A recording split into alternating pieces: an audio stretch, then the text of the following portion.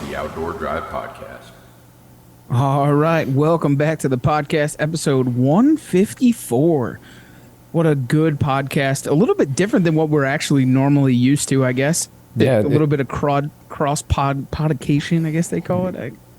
whichever word it was they were using, but yeah, it's definitely a twist. It's more of a just kind of in touch with reality. Yeah, it's definitely really, I don't know. Doug's a really good dude. I got the chance to kind of go onto his show and kind of mess around, and then he came over and we had a really good long chat. Like it was fun, a little bit different. Like I said, it's definitely a weird, not weird, but different. Yeah. Definitely different. We've had a lot of different podcasts going on, which is kind of cool. Yeah, and like I said, we really went in and touched on, a lot of subjects and things that we normally don't talk about. A lot of good humorous stuff. Some reality, hard to swallow pills for a lot of the world right now. Which is kind of important. I thought right? it was fun. I mean, a little dive into what we do. So, well, for you guys that don't know, we're actually at Huntstock right now, or getting to Huntstock and setting up for tomorrow. We should be setting up about now. Yeah. So by the time you guys are hearing this, we're either on the road or we are actually there setting up, and things are kind of getting underway. We have a cool little VIP meeting this evening, and then tomorrow morning at noon, Huntstock kind of kicks off, and then the gates open and things are going to get kind of wild and crazy. So for you guys that aren't already subscribed to all of our platforms, you're going to want to do so. There is more stuff to give away, and like I had said in the last podcast in the intro, we are giving away the house, literally. I mean, there's so much stuff we're going to give away, and we're not forgetting about the supporters, the people that listen to us constantly. So make sure you're on Facebook, on our Facebook group, Instagram, YouTube, potentially TikTok. That's always a good one to go live on. So follow along on all those social media platforms. If you haven't, you can get on the outdoordrive.com. And at the bottom is links to all of the social media platforms that we are on. You can just click on the little logos and get on over there.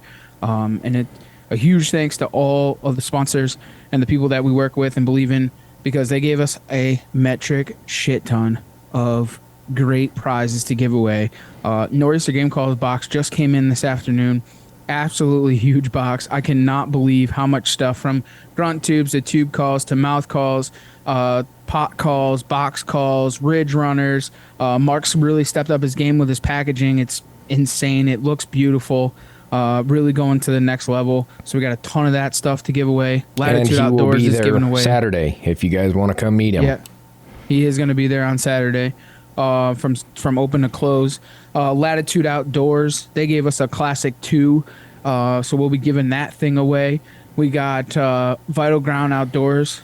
They gave us a pile of stuff and merch, t-shirts, hats, hoodies, beanies, t-shirts, stickers, you name it. There's a ton of stuff from them. Bow Fishing Magazine, same. Just a ton of merch to give away, bracelets and all kinds of crazy stuff. Also, I do that all the time. Huntworth is giving up top, bottoms, and hats. So there's a ton of stuff there. We're going to give away a 6-pack charter for Captain Seth Sport Fishing. We're going to give away a 2-person sea duck hunt for one day with Danny from Ducks on the Bay. There's just a ton of stuff. I mean, some great stuff to give away, and I'm just excited. Zeus Broadheads, New Era Archery, they're giving away a ton of stuff too. We got some broadheads to give away. So there's just a pile of stuff, and it's just going to be fun. We're going to have a blast. Some live podcasts on the main stage. We've talked about it and we've been beating a dead horse, but I guess it's the last time you'll hear about it, and then you'll hear all the great podcasts from there. I know all you Midwesterners want to make the ride. I mean, there's no excuses. I had posted something on on our page, actually, the Outdoor Drive page, and somebody's like, "Oh, that's too far. It's 18 hours." I'm like, "Get out of here, bro." We do that every year. Yeah, I was gonna say I drove further for less, right? So yeah, it's definitely one of those things, man. But it's gonna be fun. It's a growing thing. I mean, listen, Manny was gonna come all the way over from UK, so there's no excuses on that. I mean, and he probably will in the future. Will probably come over. I do not doubt it. No, definitely. He was gonna give up going to Dallas Safari Club to come over and go to this. So, so if you guys haven't already, get your tickets online. Outdoor Drive is the promo code on that one. Save yourself 10%. I know it's not much, but it's something. and at least it's a couple bucks off. Kids under 12 are free. There's a 3D course. There's food. There's beer. There's just good gatherings. You know, a ton of saddle companies, food. I mean, there's just a pile of good stuff going on at the show. So we're super excited. We'll be there all weekend, just hanging out and chilling. So we're really looking forward to it. I'm super excited for it and watching this whole thing grow. So we can't thank everybody who supported us throughout this. And, you know, you guys make sure you guys are subscribed on all of our social media platforms because we're going to give away the house. Literally, we're going to give away everything. So looking forward to it. It'll be fun. Sure. It'll be a blast. So we'll see what ends up happening. There's going to be some real good things going on up there. So, but why don't we get this thing underway, man? Let's get Doug on. Let's have some fun. And kind of a little bit weird. I definitely want you guys' feedback on this one because, I mean, if you guys want more podcasts like this, definitely let us know. We definitely need your feedback. 100% agree. What do you think, Steve? Yep, let's roll her in. All right, welcome back. We got our good buddy Doug from Smackdown Outdoors on the line. What's up, Doug? What's going on, fellas? Thanks for having me on. I appreciate it. Hey, man, thanks for taking the time, and thanks for having me on in the past, bro. I was going to say, Yeah. this is reciprocation here. Yeah. Yeah. This is also my typical recording night. So Perfect. I hope we're not messing you up. no, because that's why we're recording this on the video, so then I can put it out in that and audio and all that good stuff. So we're Perfect. good. Wonderful. As long as I get at least a show a week, I'm happy. What do you call it? You call it Cross-Pod Nation. Oh, it's called Swapcast in the podcast industry. Oh, is that what it's actually called? Yeah, because you recorded with me, and then if you want that audio, by the way, I don't know if you stole it yet Yes. or not, you Nope. can put it out as a bonus episode, and then I come on your show, you get an episode, and then I steal it, and I get a free episode on mine. So Perfect. That's a great thing about podcasting, and I say this all the time. I mean, it's so cool to work with other podcasters because in that realm, I mean, in all reality, our listeners only listen to us one day a week when they're caught up. So what does it hurt to, introduce them to another great podcast? There's nothing wrong with that. When I first started this, it was first episode officially dropped November 5th of 2018. And I actually met Patrick Olson, who now has his own podcast, but he was doing The Broken Line. And I met him at the St. Paul Ice Fishing Show, which was in December. So I was doing the podcast about 1 month, and I met him for the first time and this and that. And, he told me, he's like, hey, if you ever want to collab, we got plenty of room for everybody in this game. So let me know, we'll have you on our show. We'll be on your show, vice versa, blah, blah, blah. They shut down their show because one of the other hosts, he had moved out of the state. He moved over to Wisconsin, started up a campground, this, that, and the other. But that there stuck with me because I loved their show. I listened to their show all the time. And for those guys who are established to be like, yeah, we want to work with you. There's no competition. Let's go. I've made sure I stick with that. And I've had tons of other podcasters on my show. I've been on a bunch of other podcasters' show that, I see no competition. It doesn't matter. I just tell people, hey, if you go live, try to stay away from Tuesdays at 6 p.m. Central Standard Time. Which, That's what my do we time. do to you? Yeah. That's my time, bro. Yeah, that's me, son. That's me. But no, I think- and then like Eric Clark, we both know Eric Clark. Mm-hmm. And I had no idea he was going live for a long time, and I didn't know about his show until I had been going live, and it turns out we're going live at the same time. But Right. he's basically only hunting, where I'm a mixture of both, more towards the fishing side, and still it's no big deal. So why don't you tell us a little bit about who you are, where you're from, and what you do, man? Yeah. Well, Doug Glimmerveen. I'm gonna do the typical. Hi, my name is Doug Glimmerveen. I just turned 41, and no, Thank God I'm not the oldest one in the room. No.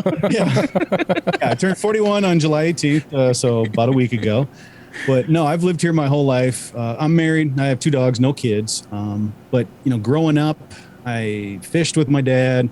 I hunted with my dad, but I never held a gun. By the time I actually got into gun holding age, he had gotten out of it. Long story there. We were going to move out of the state. Didn't happen. And yeah, whatever. But, I grew up fishing and at least being in the waterfowl blind. My dad didn't deer hunt, anything like that. But, when getting up at 3, 4 in the morning, going out there, having geese. I mean, we had the perfect spot, private lake, a point. We'd canoe across to the point. And I mean, I have memories and I can still feel the wind of the geese. They were so low coming straight over our head, and the train, the freight train noise. And it was such a good spot that it was actually a bad spot because when growing up, it was 3 ducks and 1 goose. Ooh. And we would get that taken care of before the trees, the sun broke the trees. Right. So we go out there, he'd limit out, go pick up the decoys, and then we go wander around the woods, and he'd, shoot squirrels and rabbits or whatever. And I'd go get stuck in the mud up to my, freaking knees and and make too much noise and whatnot. But we go fishing. We had a couple lakes around here, and we do the Mille Lacs Lake trip every once in a while. And that was my first trophy fish, was a 26.5-inch 8-pound walleye on my 7th birthday, out of Mille Lacs. So grew up hunting, fishing, all that good stuff. And then you get into high school, and I played football, and I had a job and whatnot. So I kind of fell out of, all that stuff. Fished every once in a while, a little local pond with some buddies. We just grabbed the closest bobber rods and whatever worms we could find. Yep. But it wasn't really until about, hunting wise, it was 2005, 2006, somewhere right around there. Maybe 2007. I can't quite remember the exact year. But I had some buddies that we were at a birthday party for one of these guys. And next thing I know, I got one of them asking me, hey, do you want to come help us build deer stands? I'm like, shit, I like being in the woods and building stuff. Let's go. He's like, all right, well, that means you're deer hunting with us too, right? But I'm like, I don't have a gun. For that. I don't have any camo. I don't know nothing about nothing when it comes to deer hunting. Never done it. He goes, as far as the guns, don't worry about it. We got you covered. I mean, they all had, right. more than, the rest of the city combined.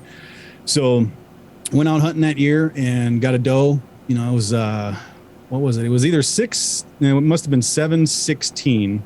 Because I get them always mixed up. Either 716 or 617. But I think it was 716 in the morning, opening day. I'm sitting in the kitchen, cup of coffee in hand, deer hanging in the garage. Big old doe. So I kind of was spoiled with that. And I was starting to pick up fishing more and more along the way too, and whatnot. And, I hunted with those guys for 3 years, started picking up. And then after that, I picked up the bow. I kind of picked up the bow the last year I hunted with them a little bit. I started shooting and whatnot. But then I picked up the bow, started bow hunting, and I basically bow hunted religiously until probably 4 or 5 years ago, something like that. I got a nice deer, and I just kind of was like, I need a break, because it was mid-September till the end of the year, unless I got lucky and tagged out. That was it. That's all I can do. Bow hunting, you can't do that, plus waterfowl, plus this, plus that, plus fishing, plus, all that stuff. You got to bow hunt. And, I was doing a lot of public land, a little bit of private land, but the private land I hunted was damn near like public land because it just wasn't a very big spot. Mm-hmm. I know how that goes. Yep. Yeah. That's all public land. Yeah. And then, pretty much. The messed up part about it is I shot a deer on some public land, and I found this guy in town that he has a butcher shop. He does does deer and shit. And I go in there and, hey, you need a deer done? He's like, all right, cool. He's like, if you want, I got 120 acres here you can hunt. And I'm immediately, my eyes are getting large. I'm like, are you 120 acres? Nice. Except for 99% of it is all open field. Yeah, great. Yep. I mean, it was 20 acres of good thing you know how to hunt geese. Yeah, no, right. I could have taken some from my tree stand on that property, that and about everything else I walked by. But yeah, after, I hunted his land for a couple years and then moved to some different properties. Some buddies are like, yeah, come on out and hunt and this and that. And I've just kind of, as far as the archery season, after I got that deer, even though I got him with a muzzle loader, I kind of got lazy. And I'm like, I need to take a little break. So I just basically just hunted the gun season since then. I did bear hunt a couple years ago, got a bear, but that also kind of coincided with my fishing. Like I started picking up fishing, like a little more about 2006, 7, somewhere around there. And then, one thing leads to another. I start walleye fishing tournaments, fished that for 3 years, took a year off. Went into bass leagues, fished that for 2 years. And then I took this year off. So yeah, it's been a long kind of, I do a lot of stuff. Okay. But I don't do anything really, really well. I try to do jack of all trades, master of none.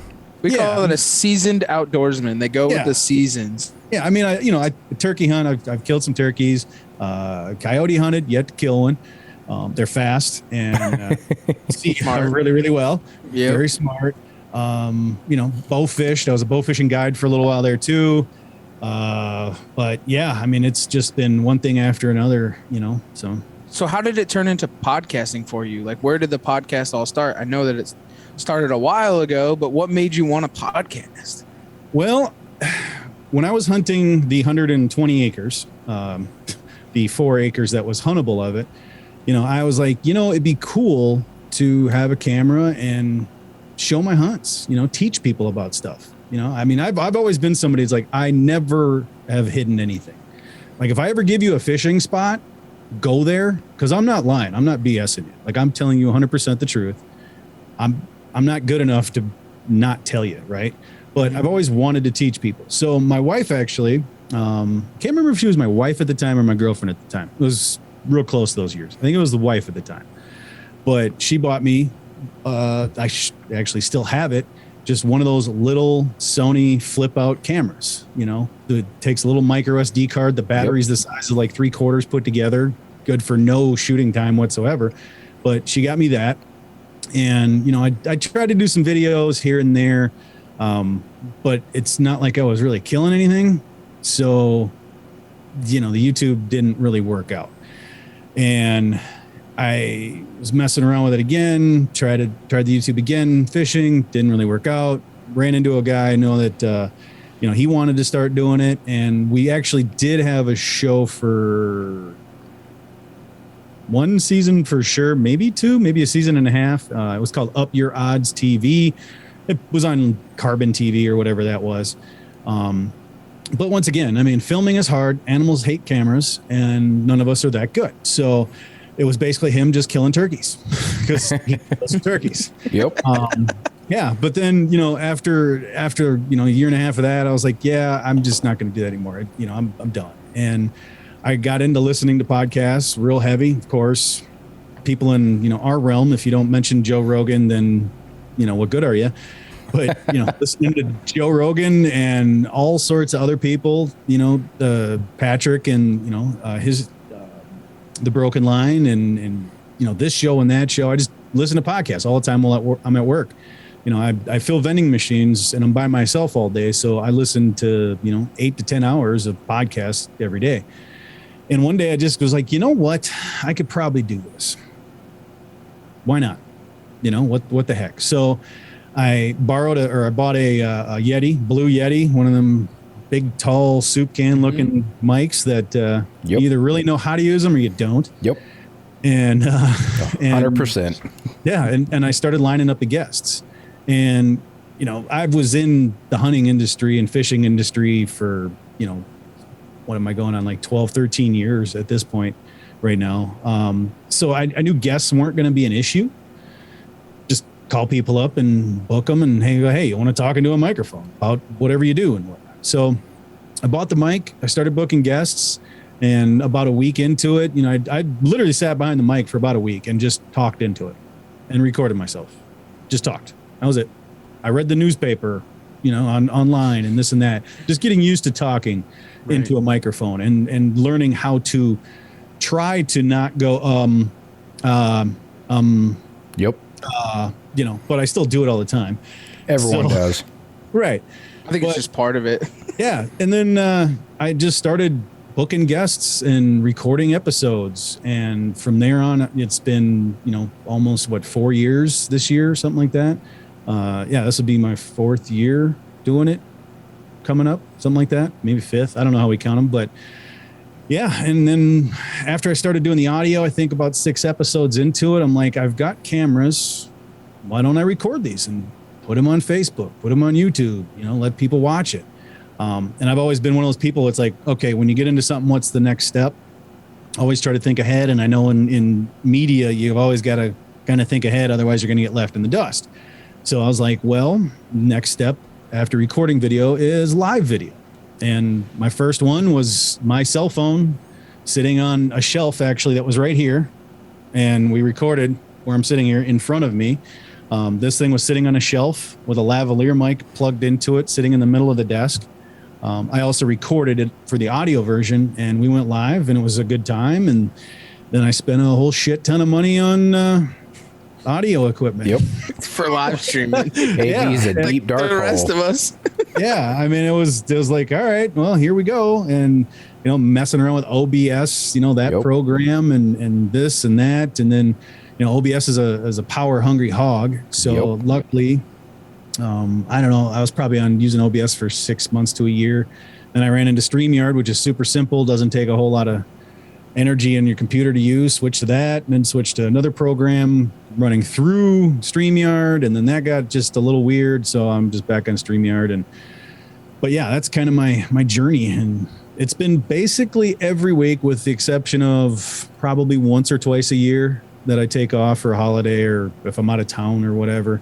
But this year was the first year I actually had 3 weeks off in a row, so which was kind of nice to take a break. Kind of nice. And it's only you.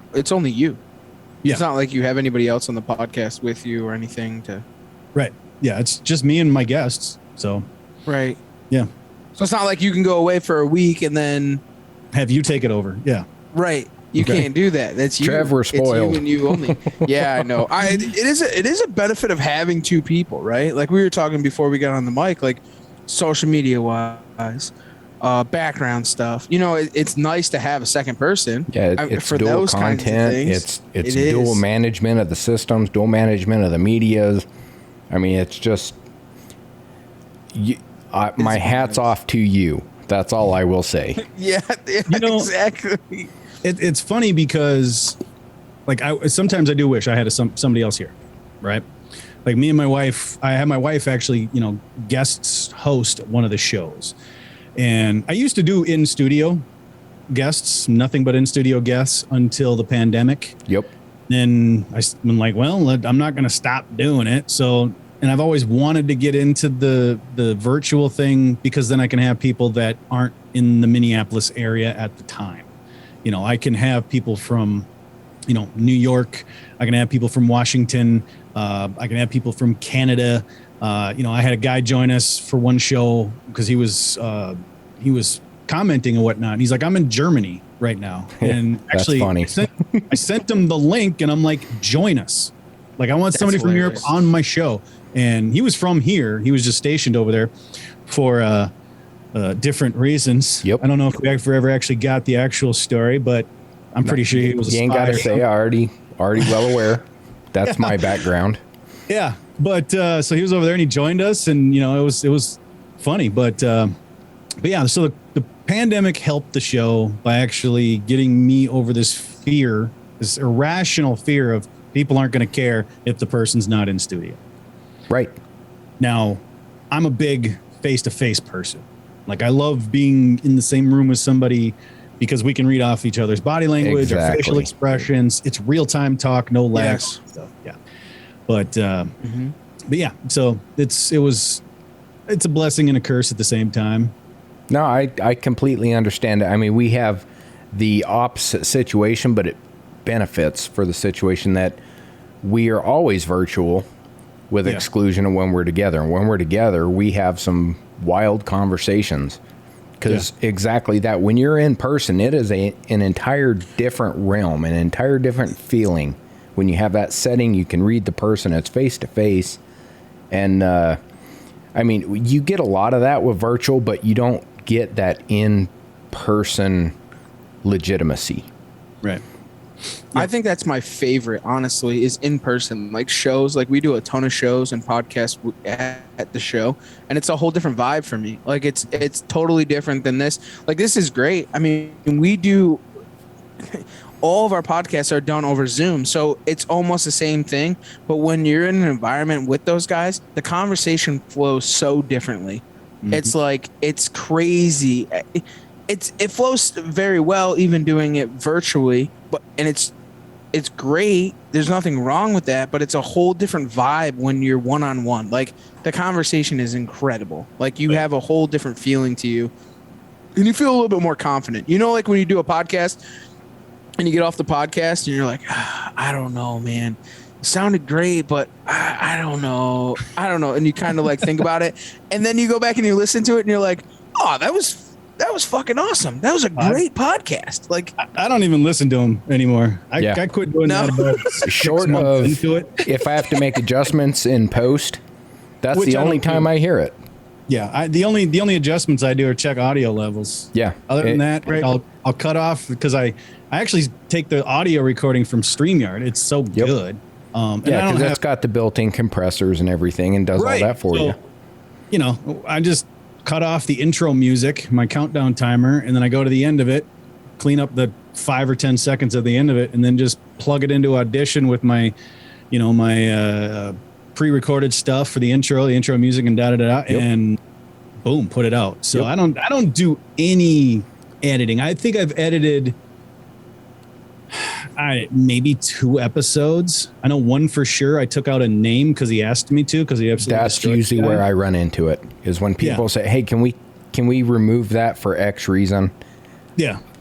Out of respect for you, happily. Right, and that was one of the in-person interviews where they were here, and like he, afterwards, I was like, "So, you want to leave his name in there?" Yep. And he goes, "Yep." He goes, "Can you take it out?" I go, "Yeah, there'll just be no noise. That's fine." Yep, so, just eat it out. Takes you all 2 seconds to find the spot, clip that out, and be gone. Yep. So. Yeah, we've had that a couple of times. We've had some former operators and a couple other people, and at the end of it, they go, "Crap, I shouldn't have said that. Can you please remove it?" It's like, I got you, man. Yeah. Well, that's the tough thing about when I'm live. I mean, it's out there. Yeah, it's live. It's live, and unless something happens and nobody catches it, and then I switch it to private right away. It's there. It's just there. So I tell everybody, I go, "Hey, here's the deal. Say what you want. I don't care. Doesn't hurt my feelings. Just so you know, it's out there." Live. Yeah. So, you say it can't be taken back. No, there's no delay. So if you say you hate, Kevin Van Dam, that's on you. Now it's coming back on you. Yep. I'm not editing it. So, but yeah, most people are chill. They're cool. They don't care. And if they say something, then, they just live with it. Nobody really comes on here and bashes many, people a lot. Except for people like Mike Long. Fuck that guy. But yeah, no, it's, going to the whole having a partner thing. Sometimes I wish I did have a partner. But at the same time, it's tough to find somebody that you really blend well with. And I'm afraid to try to get a partner and then them not working out and trying again. And we know that feeling. Finding someone reliable. Yeah. Well, that's the thing too, is, I've had quote unquote interns, that have never actually shown up to do the job. And it is what it is, not like I was going to have them do a lot anyway. It was more of a joke. Well, but, and that's one thing that you kind of fight with, that I know we've seen in the past with certain things, is podcasting sounds fun. Oh, this is all good, great, and grand. But after about 10 weeks of, you better be here at this time, at this date for this, and we're doing it this long, and then we got this after about 10 weeks, they go, no, I can't make it. Yep. Well, the typical podcast only lasts seven episodes. Yep. Yeah, it's 7 episodes and they're done, which is hilarious because during the pandemic, I could tell the moment everybody got bored. Yep. I started getting phone calls, messages, Facebook, Instagram, all this shit. Hey, what do I need to start a podcast? I want to start a podcast. Blah, blah, blah. Oh, yeah. We saw it. Oh yeah. It's hilarious. And there's like 2 out of the 12 or so that are still doing it. And 1 hasn't had an episode out in a little bit. But out of the 10, we'll say that, are done, most of them quit before 7. Yep. Like it was like 3, 4, 5 episodes and they were done. Because they realized that, it's a lot of work. It's a legitimate job. Yeah. It's a full-time job. Oh, yeah. It's all the time, every day. We called it the Corona variant. Like people just popped up out of nowhere and were just like social media influencers and they were podcasters. And not to bash on them, man. Like we say all the time, if you want to do it, you can do it. It's easy. You know what I'm saying? Like you can do it. I want you to quit half the things that you do for extracurricular activities and spend the time up all night editing. You can talking to people, marketing, social media. Here's the it biggest is thing. no joke. Can you schedule people that far out? Do you have enough reach to get people scheduled to get you, we'll say 6 months. We're going to go easier. 6 months. The average person, do you know enough people to get 6 months every week people to join you? Oh, yeah. And by about the 10th episode, they're going, I don't know who to call. I don't know what to do. I got no one coming on and I can't talk by myself. So what do I do? Right. And Exactly. you kind of, like I said, we sit back, we watched it. We've helped a few people out. Some have done it, some haven't. But yeah, usually it's that 7 episode. They'll start and you're like, yep, give them till next month. Oh, yeah. And the other thing is like a lot of people ask about it and then they'll be like, well, what do you mean it's going to cost $65 a month? Just for one piece. And that's nothing. Like that's honestly, that's on the cheap side. Like to be honest, like your hosting website or whatever the case. It's not cheap for the things that we do. It's really not. But we're not even talking gear. We Yeah, I was going to say yeah. Oh, let's gear. talk The equipment. gear's out the window. Let's Yeah. see. It's Hold, please. Let me take a quick look around. Yeah, this locker right here alone probably houses more than most people make in a month. Yeah. And that's strictly support equipment. That's not even our main equipment. Oh, yeah. no. We were just talking before the show. I got the new Rodecaster, the new Rodecaster Pro 2 soundboard. If I could show people, I would. But yeah, that's not cheap No. at all. That thing is as much as a okay camera, Yeah. And that literally, so it sits there and it puts audio into my computer so you can all hear it. So yeah, it's not cheap. And you can go, cheap.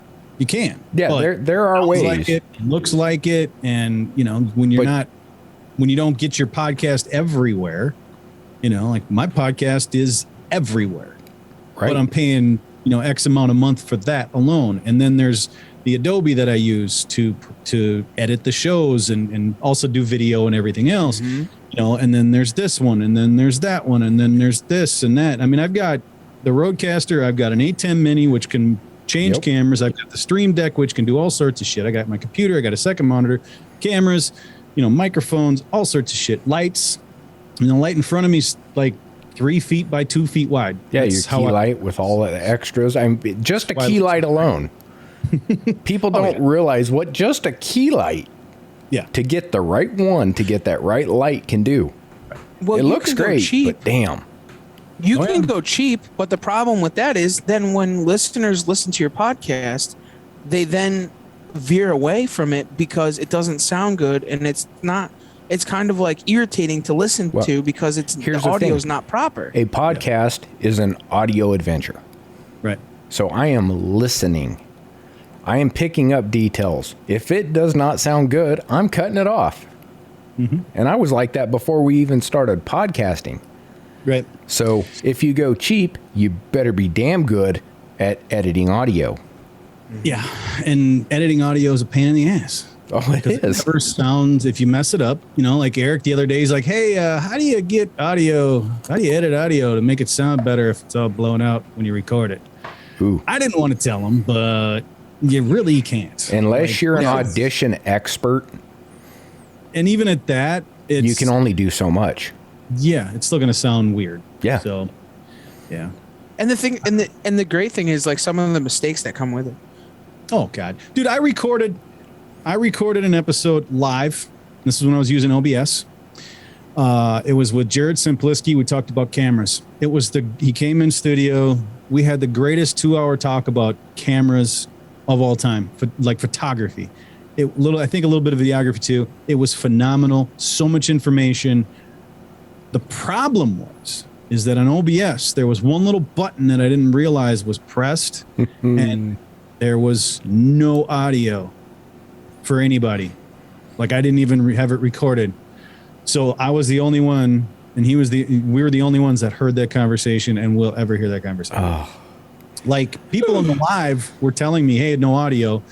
And I'm like, all right, I don't know what's going on, folks. Sorry, just listen to the audio version when it comes out, blah, blah, blah, blah, blah, thinking I was still good on my end because I could hear everything. Right. No, didn't record nothing recorded anything, no episode. So there's that. Oh, that was great. Hey, we have lost episodes and, like with we were using an online mediocre outside. What episode was that? Who was it? It'll come to you. You'll remember. But we had one. We were using not StreamYard. We were using another platform before we just said to hell with it. Went with Zoom. And poor Caitlin Moss. God, I still to this day feel bad for her. That's right. We had to recut the first 5 minutes of her episode 3 times. Oof. Because you would hit it and they were having a glitch in the system. Oh. It would not record. Yeah. And we would record it and it'd sound great. And I'd go back and check it and I'm like, I'm so sorry, but we have to do it again. By the end of it, she's like, I'm never doing it again, is how I felt. But yeah, she's great. Don't get me wrong, but that's why I record it to my board along with StreamYard. Yep. And 2 is 1, 1 is none. Yeah, and since I'm live, YouTube, you can always pull it off of YouTube or Facebook, whatever too. But at least if I record it on the board and StreamYard, I'm getting. I haven't had a problem with StreamYard's recordings. They're pretty good. Right. They're pretty good. So, yeah. That's a nice thing about Zoom. So if we record this on video, we can pull. Yeah, we have it on Zoom as a backup. On the board. I've got it on my board live. Yeah. Redundancy. Yeah, it's ridiculous. So once you lose one, you forget.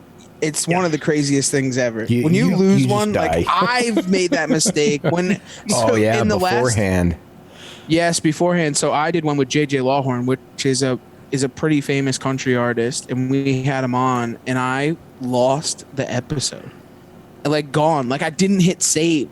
And it was the same thing as yours, and you're like, what do you do? And you try to reschedule the person and they're like, no, we're not going to reschedule. Like, because, it's kind of a hassle. And I don't disagree, but like it sucks because you lost that whole entire episode. Mm-hmm. You feel horrible. People take times out of their day. They have busy schedules. Yeah. So you have to make sure everything's 100%. But now there was an episode where he had bad reception and I kept telling him, I'm like, yeah, your reception's not the greatest. This isn't really good. And he's like, it'll be fine. It'll be fine. Halfway through the episode, I just stopped recording and just talked to him. He didn't know this, so the episode never got audio only. Yeah. We had I didn't even put out the audio version. Gotcha. We've had a couple of those. Yeah. We had Jason Michael. Actually, he's from. I think he's from your area. Actually, he's an ice fisherman, and we had him on. He was in between we released that episode. Yeah, he was driving from one place to another and had horrible service, and the audio was horrible. And it's, one of the things that I kind of stress is that if the audio is bad on our end, it's not only bad for us, dude. It's bad for you too, because you're gonna then promote that stuff, and then now we're not the only ones. You know what I'm saying? That's hurting from that. You are too, because when you do a podcast, I mean, as you know, like. It's only good promotion for yourself where you can share that if we're talking about something, if you have a business, if you have a product, so like if you Did I really? Yeah, you glitched a little You bit. glitched right when you said that. Yeah, I mean, so for Story of any, my life. I mean, the thing is, anybody out there listening, and if you're ever on an episode, a podcast, somebody asks you to be on a podcast, make time for it, because there's nothing we can. Well, most of the time, there's nothing we can do about it, about the glitchiness on your end. And if you want to promote your company, your brand, your products, your guide service, your whatever, take the time to make sure that you're set up correctly. You don't have to look like this, like I am, where it's 99% perfect everything, because I spend a shit ton of money to do this. But like these guys, And you're in the video realm. yeah, and exactly. But make sure that you're in a nice quiet room. You've got earbuds in, or a headset on. If you got a computer system, set up for it, great, use that. But make sure the lighting's decent, the camera's pointed in the right spot. Just take your time and make sure that you're putting the best foot forward, so you look professional as can be. Some people come on and I'm like, all right, I can see like half your head. You want to turn the camera down a little bit? Otherwise, what are we doing? Right. Like, it makes sense. So, Especially live. yeah, and especially when it's live, because otherwise it's not just whoever happened to find it. It's like being pushed out to multiple people. So, I don't know. But So the moral of the story here is podcasting isn't easy. It's fun though. We do it for the right reasons. Oh yeah, That's one of the I have a blast doing it. yeah, I mean, here's the thing. Podcasting, you're not going to get rich off of anymore unless you have a shit ton of money and a team behind you. Right. It's just not going to happen. For guys like us, we're not going to get rich. I'm not going to quit my job because of this. So have fun with it. Spend as much as you, as far as gear, spend as much as you feel very comfortable spending. Like, it doesn't matter. You don't have to go out and buy $1,000 camera. Go out and buy a used camera, blah, blah, blah. Now, there's some things you need on the camera to work, or even just audio. If you do audio, that's fine. Get a nice microphone for you that hooks into your phone and record it that way. You don't need a soundboard and all this shit, but don't record it just off a cell phone. Get a nice, microphone for $100 or less that hooks into your phone there. Just have fun with it and do it because you like to do it. Set time aside for it. Find some day during the week where you already are sitting around on the couch doing jack shit and go, for that hour, I'm going to podcast. Yep. And Make just it. just do it because you like to do it, and don't go in with expectations of being popular. It takes time. My first episode, after being out for 3 weeks, had 100 listens. I think maybe 100 listens, and slowly but surely, it's gone up and up and up from there. It's just a slow grind. And I'd much rather have it that way than all of a sudden blow up overnight and then crash down. And Then you have expectations Not you got to being live able to up to. handle it. Yeah, exactly. Which is what happened with the Facebook Live, but that's not my fault. And it's Zuckerberg and him wanting making money. But yeah, This just is have true. fun with it, and take your time. As long as you sound okay, Enjoy the ride. clear enough. Yeah, have fun with it. But when you start it and continue to do it even after episode 7, when you think that it's no longer worth it, nobody's listening, blah blah blah. Sometimes it takes time. They will. Yeah. What was your favorite episode that you've done thus far? Oh God. Other than the one you lost. Yeah, that wasn't even my favorite. That one was just really, really good, really informational. Like, that was one of the podcasts that I did the show for. Like, that's why I do the show, to teach people, Right. hands down. One of my favorite episodes is probably, oh God, probably the trapping episode. Because Craig Hilborn, he's just a character to begin with. And he showed up to my house with a dead beaver he just killed trapped earlier in the day. So I had a beaver pretty much sitting right where I am. The table was over here before in front of me. Dead beaver laying on the floor the whole episode. Nice. But he's just an absolute character to begin with. And I love the guy. We see each other about two, 3 times a year at different things. And we just have just a ball. It's just a riot. But that's probably my favorite episode. Frank Taylor, he's a bird guy. what you call it, falconer. Falconer, okay. yeah. Yeah. Just the stories that I've seen this. I mean, I see him at game fair here. It's basically a bird, ducks and geese and pheasants and show like that. But he's always there with a bunch of birds out and stuff. And I had him on, and the guy just never stops talking, and his experiences are incredible. Like, I need to get him on again to talk about him, like when he goes overseas, in his past and things like that. But it's really, really, I don't have other than Craig, just because he's one of my favorite people. I'm very fortunate to have a lot of good people on the show, and that's what makes the show what it is. It's the people. I mean, the very first episode is Greg Fisher, kind of a Minnesota legend, Vados Bait and Tackle. He's one of the owners of that, and he's been around forever and full of knowledge. I was very lucky to be able to have him on the show as the as the very first episode, because he just knows it. And it was an easy conversation. We talked about bait and bait maintenance. How do we keep leeches alive? How do we keep minnows alive? Things like that. I've talking to John Hoyer 2 days after he won the NWT, championship or angler of the year or whatever it was, 2 days after that. And, I have had just a very good mix of people on the show, and I thank every single one of them for joining me. It's because of them I have the show.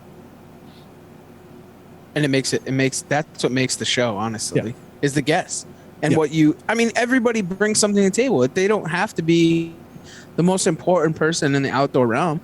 They, some of the no names, we call them no names, but they're really not. I mean, they have some of the greatest stories that there is. Like, The best stories in the world come from the people who aren't famous.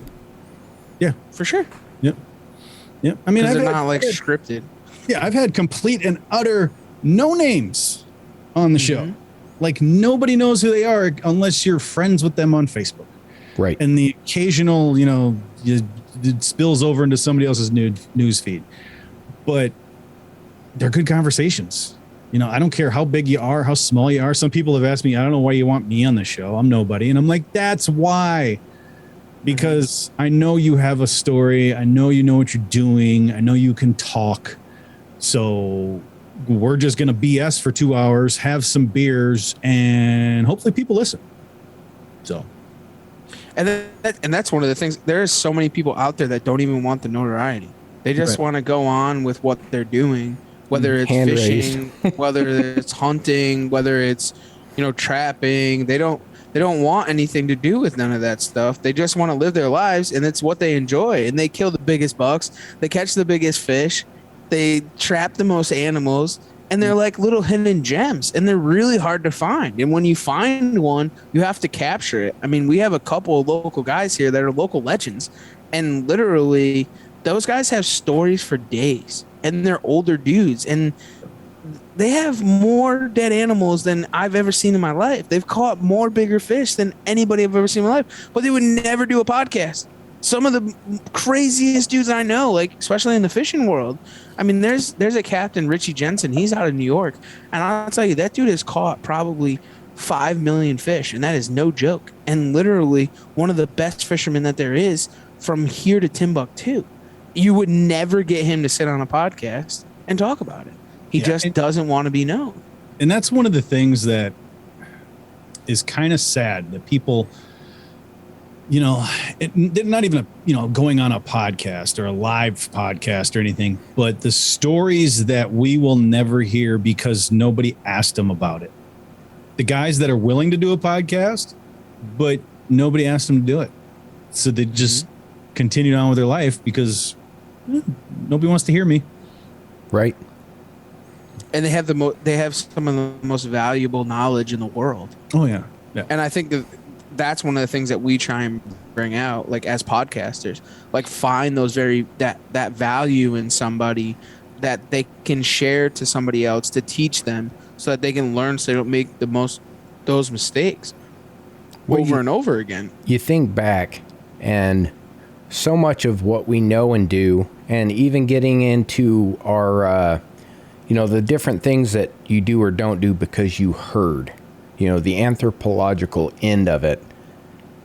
The old timers used to tell you this, and they told your daddy and their granddaddy and all of them has trickled up to you. And to this day, you don't do it.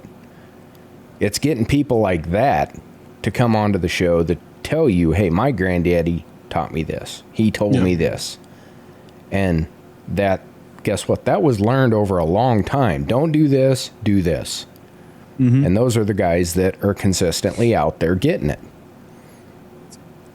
And I think that's where social media has become craziness, where, in all honesty, in podcasts too, because all the things that we learned, before podcasting and social media, those things they were self-taught, or they were taught off of older gentlemen at hunting clubs, or that's how we learned. Like my dad. Well, yeah, and there's nothing wrong with that. Not to stomp on anybody who that's how they learned.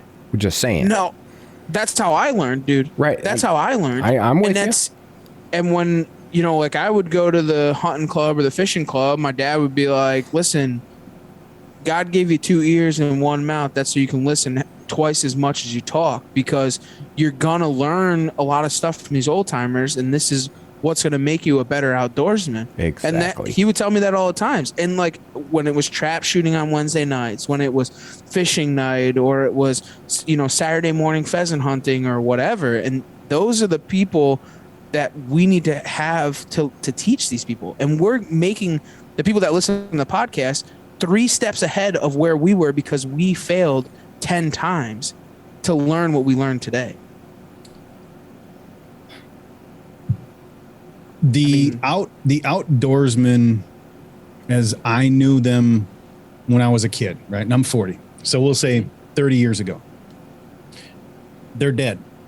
Yes. Correct. 100%. They're dead. Like legitimately, like literally dead, and it's over. Mm-hmm. People now, they don't actually, because there's not enough people to pass it down.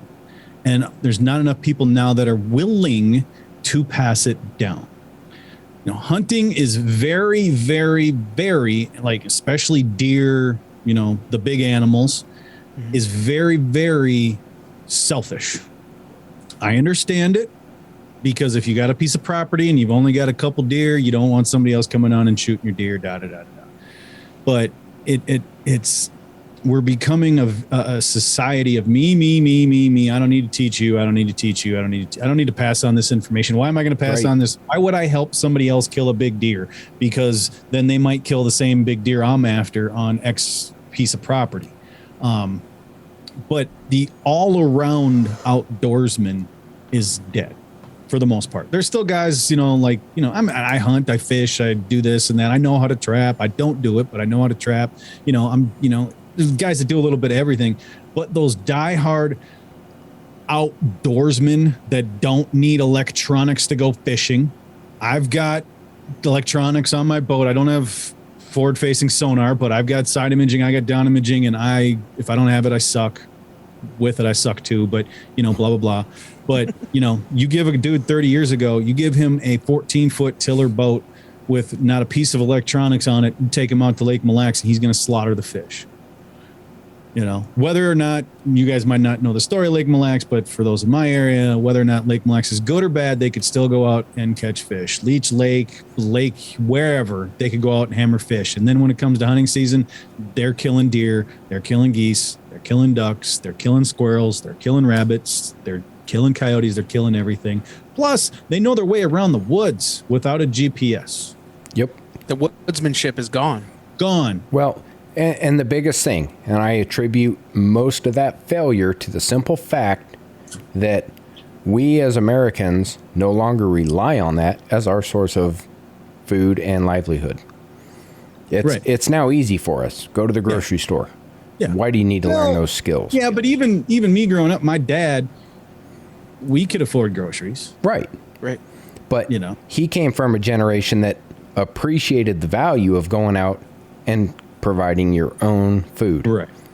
And it's the same with us. We both grew up on game meat. I mean, that was a staple of our diets growing up.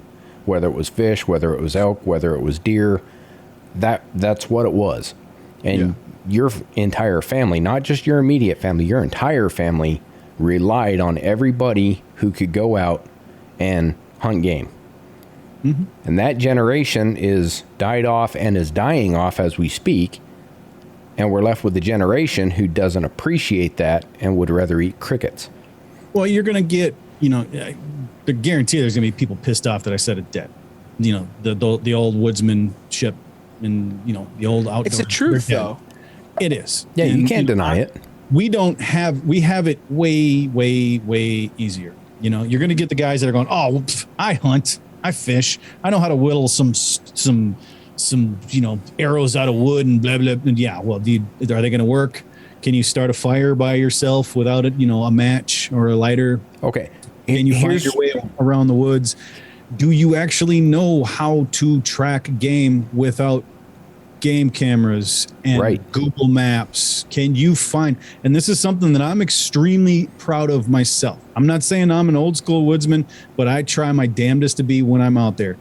I'm very good at finding really good areas that deer or whatever game I'm at is in the area. I can find good trails. I can find fresh trails. I can find this. I can find that. And most of the time, if I decide I'm going to go out this weekend, I can go out in an afternoon and I can find a spot where I know that there's going to be some deer coming. And sometime between Saturday and Sunday, there'll be a deer. Will it be a 150-inch buck? Probably not. But when it comes down to it, I can kill an animal to make sure my freezer's full. Yep. Well, and going on that and adding in, if you look at today's generation, how many of them had to get up and walk to the TV to change the channel? That was the remote control, my friend. Exactly. We only had what, 3 or 4 channels, I think, when I was growing up? Yeah. And you flip between them, and if the president was on, you're done. Yeah. Yeah. And that's pretty much how it was. But kids, everything today is so I can sit in this chair and never move and get everything I want. Yeah. When I was a kid, we didn't watch TV much. No. Like, we watched TV if it was dark. We watched Wheel of Fortune, maybe two sitcoms, and then it was time for bed. And that's like in the winter. And after that, it was the evening news, so you didn't want to watch anyway. Right.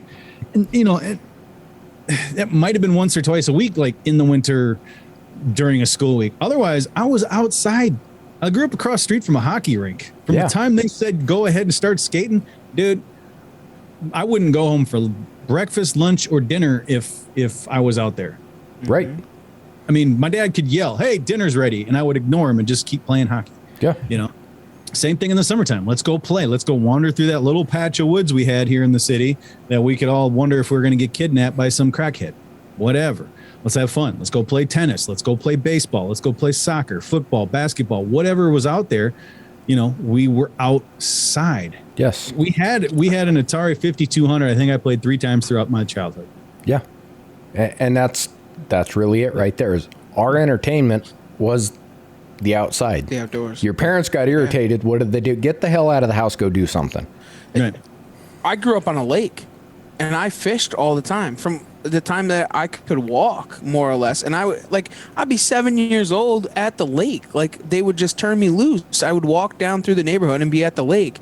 And the other side of me was a public land forest where we made forts and whatever else. Like, those days are over, man. My nieces and nephews, they don't do that. They're outside. I mean, they make them outside, but like, I didn't, like, my friends, some of the people I'm around now, they'll make some reference about a movie, and I'm like, Huh? I don't even know, because I don't watch movies. I don't watch TV. I don't know what's going on in the world. I mean, my news comes from Steven because I ask him what's going on in the world. Like, I don't know, bro.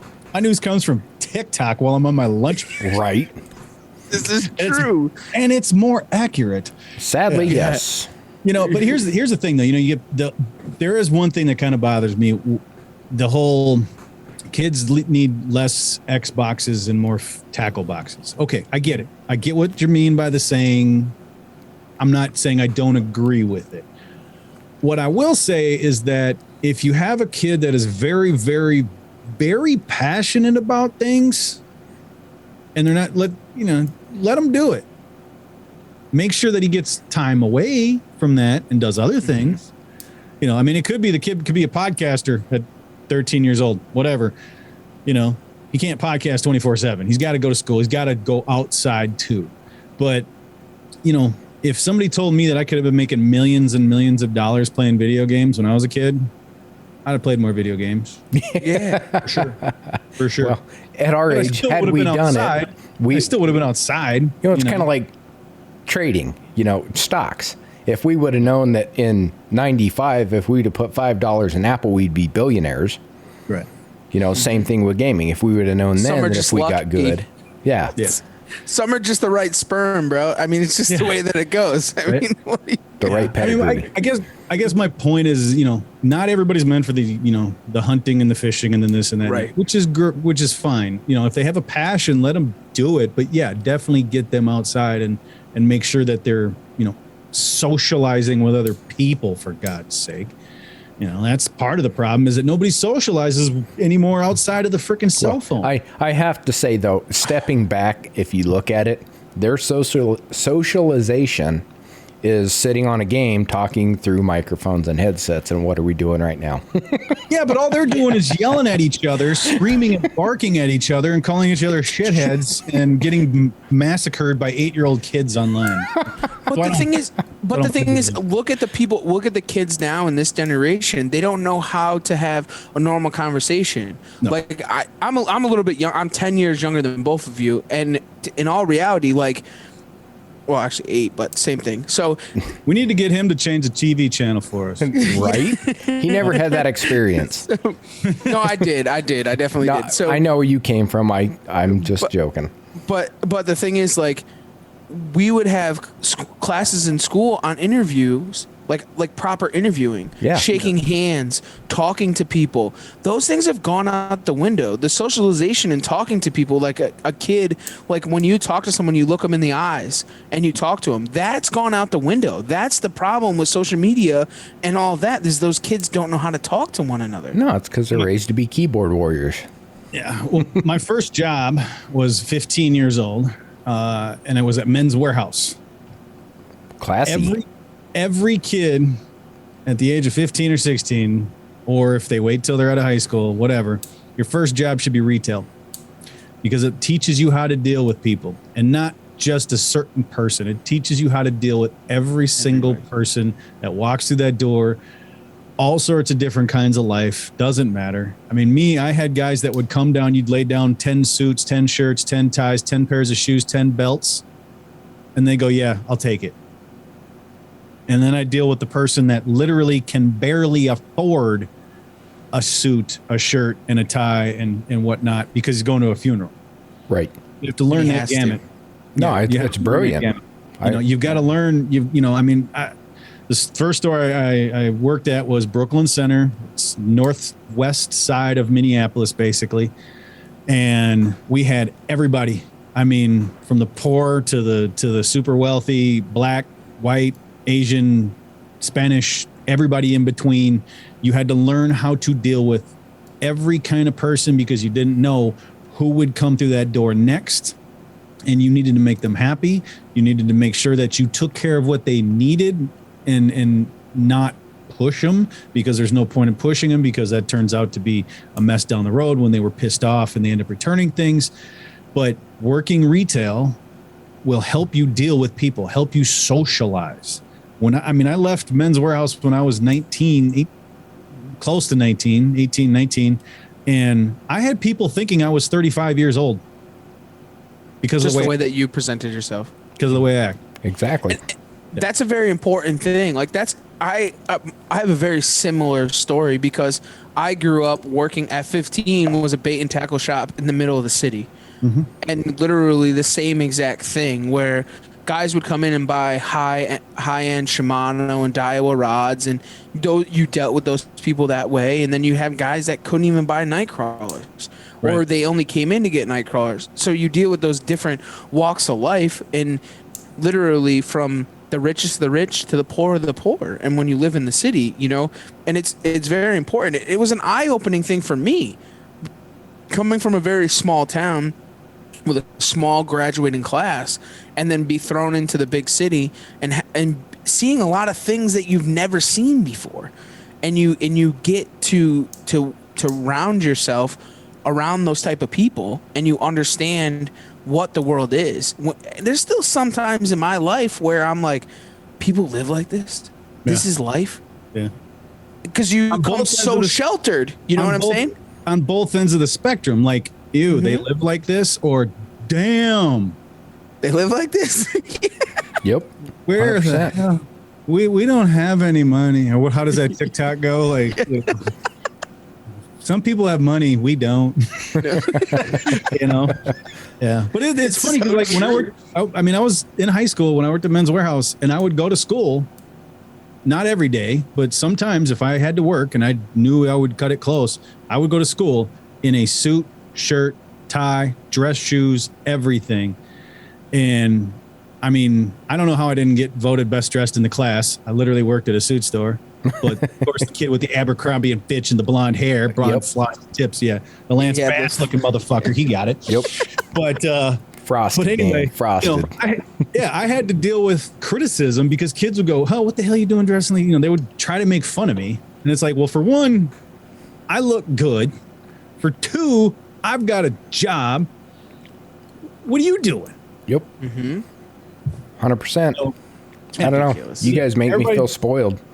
Everybody should go to have a retail job straight out of high school. It should be your first job, retail. 3 years. 3 years retail. I disagree. Every kid should grow up in the middle of nowhere on horseback chasing cattle and cutting lumber. Well, I mean, there's You gotta have best of both worlds, because that's what they actually come from, and then they have to go work retail. See, I like It's that. that's There's the plan difference. right there. That's At what it 13, is. they go to the ranch, Yep. and then at 15, they go do retail. There's the It's- plan to save America right there. And then at 18, Listen. they go serve for 3 years. Yes. And then they come out and yeah. And then they be contributing members of society. Did we just We solve the country's problems right there. Yeah, Son of a great. bitch. Dude, Vote seven people. I'm drinking to that. Cheers, boys. Cheers. We solve world problems. I bet you it would solve a lot of problems, though. Oh, I guarantee it would. I'd love to It's see kids nuts. today try to do half of that.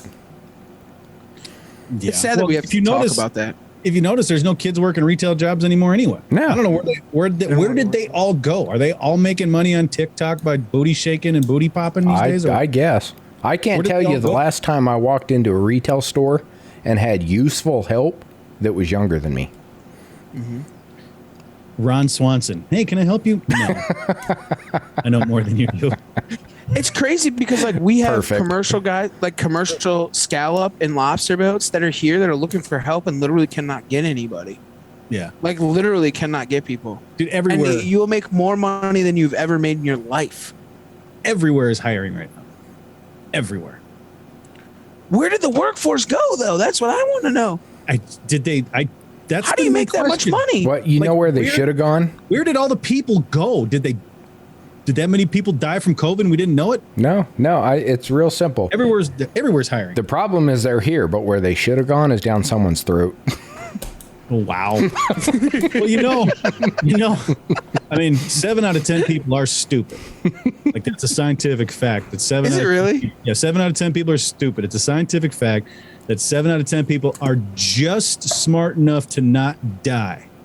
Like, they barely believe remember that. how to breathe. They barely remember how to do anything. 7 out of 10 people are stupid. Yeah, I can 100% believe that. Just start going through your day and counting people. Oh, And the I interaction don't even you have make. to. I go, you, and you. Yeah, right? That's nuts. I don't know if that's actually scientifically proven, but it sure as hell sounds good. It's I'm all for it. yeah. Yeah. Oh my god. Oh, that's great. I love it. I think that this podcast could go in many bad places. Well, let's go. I got nothing to do for another hour, so let's go. Let's talk about the glitter show that just happened. Enlighten me? Yeah, the glitter show. I didn't see it. iCast. Yeah, Oh, yeah. yes. Can we stop? Can we stop iCast? Just stop it. I think it's across the board because ATA is the same fucking way. Well, that's the original glitter jeans show right there. Everybody puts on their glitter jean sparkly jeans and their cowboy boots they bought last week, and yeah. But I don't know. iCast, I get it. I think the problem is that people think it's like a normal show, and it's half the stuff has already been on shelves. It seems like there was a buddy of mine. He was doing a live stream, and they went through the list of new stuff, and he's looking things up, and this was before iCast, and it was already online for sale. It's like, why? And there's like, okay, we changed a color. We got some new colors. Okay, who cares? We don't care about that. We got more baits in a pack now. We don't care about that. I mean, I don't know. For me, iCast, meh. Like, I don't care. It's like the tackle, the rods, the reels are all the same every year. Everything, it just changes a little bit. Big deal. The accessories, some things are like, okay, cool, but then it's like way overpriced. These guys have this. There's a pair of pliers that were made with AI, like the design of them, and I don't know how much they are, but they cannot be cheap because they're like super, super light. Have you seen the Fraybill Plano or the Fraybill net that's got the scale in it? Yes, I did see that. Joke. That's what I was thinking. That was my exact thoughts. So I can break one of those in probably 2 days. Well, yeah, but you're also it's only good to 30 or 35 pounds, so you're already disqualified from using it. But like, if I net a fish here in Minnesota, and I'm fighter flipping, punching the mats, I'm bringing in a fish with 4 pounds of frickin' weeds on them. What good is the net? Right. You can't use them in tournament. So I don't know. There's just Does it tear out for the net itself? I think so. It's got to be. Yeah, you'd think. I'm guessing you'd like tear it out, net the fish, see how much the fish weighs. That's great. That doesn't make any sense. I just don't know what the point of it is. They're overcomplicating shit that's been being done for hundreds of years, and they're going, look, it's easier. There's not a tournament series. Points. There's not a tournament series that's going to allow you to use that. Right. Because who knows if it's accurate or not, and how often you have to calibrate it. But I don't know. iCast, for me, I get it. It's the thing with iCast. If people don't understand it, it's not for the consumers. It's so tackle shops, it's the industry. People in the industry, they can go booth to booth and they can make their orders. And then it was all of a sudden, all the new stuff's coming out and blah blah blah, which you see like a week in advance, 2 weeks in advance anyway, because this company gets a hold of the list and that company gets a hold of the list, and some of the dumbest shit I've ever seen has come from iCast. I think I'll shoot myself in the foot for this, but in all reality, like guys like us, podcasters and influencers, should not be at a show like that. I will tell you right now, I never want to see another influencer go to iCast again. Shut down the media. Shut it down. I've wanted to go to report from there, but after the bullshit that I've seen this year, shut it down. Don't That's let the it same way ATA. ATA was smart by doing what they did was they did the first day was done for shops to be able to go in there, and they can only do business. No media allowed. Yeah. You can only go in after 12 o'clock on Saturday or Sunday. And media is only allowed on certain days to be able to go in there. I'm okay with that. But they just they blow the thing out of proportion. Well, There's no secrecy to any of it. The reason that all these TikTokers and fake YouTubers and blah, blah, blah, the only reason they go there is because they think they're going to go there and walk away with contracts galore for sponsorships. Right. I saw videos of guys saying this. Like, I'm going to iCast. Hopefully I walk away with some sponsorships this year. That's not what that's for. It's not what it's for. Especially when somebody's there showing off that net and saying Frabill, not Fraybill. He's saying the name wrong. And it's not the first person that I saw say the company's name or the product's name wrong. If you're going to sit there and they're not even live either. Like, they're recording these videos and then putting them out. Right. If I go to the Frabill booth, or however he said it. Frabill. Okay. Right. And if I've never heard the word Fraybill, I'd probably go, okay, how do you say this? Freybill. Okay, cool. We're going to shoot a video on this. Okay, cool. Let's say the net's got a weird name, right? Well, how do you say the name? You learn that beforehand. How do you say the brand company? Learn that beforehand. I've just seen so much sloppy bullshit from these influencers. It drives me fucking crazy because I know they're only there to try to gain sponsorships and followers and blah, blah, and blah. money and so on and so I mean, forth. I would go there to, do a shit ton of videos. Hopefully it helps my page, this, that, and the other.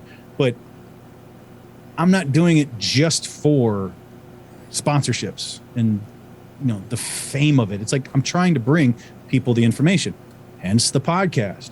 That's why I'm doing the podcast. I don't even have any sponsors right now. I got an affiliate and I don't even have to promote them. It's if I want to tell people, hey, go use this code so I make 12 cents the next time you buy some lures. Big deal. But I'm just tired of seeing the same influencers time and time again. And then you look back on their page and their page is just garbage anyway. It's like, how did you even get into that? That's what I want to know. How did you even get into Ike? Because he must have known He knew somebody, someone. or she knew someone. Somebody got him a pass. They went in for free. It's like, ugh. Yep.